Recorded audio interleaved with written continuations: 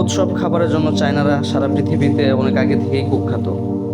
আজ দেখুন, আমরা যেভাবে ব্রয়লার মুরগি রাস্তার পাশে যেভাবে বিক্রি করা হয়, ঠিক সেইভাবে তারা সাপের মাংস কিন্তু ঠিক দেখুন, আপনার যেটা পছন্দ আপনি সেই অনুযায়ী সাপ দেখে পছন্দ করে ওজন করে তারপর তারা কিন্তু জবাই করে কেটে আপনাদের, আমরা যেভাবে ব্রয়লার মুরগির মাংস আনি ঠিক সেভাবেই কিন্তু তারা এই দেখুন কেটে মাংস আপনি চাইলে রান্না করে আনতে পারেন, চাইলে আপনি বাসায় গিয়েও রান্না করতে পারেন। এরকম সিস্টেম তারা তাদের রাস্তার পাশের দোকানগুলোতেই পেয়ে যাবেন।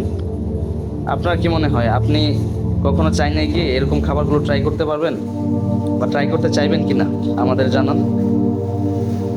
এই দেখুন কাটার পরে তারা কিন্তু সেটাকে আবার রান্না করে গ্রিল হিসেবে আপনাদের পরিবেশনও করে দেবে।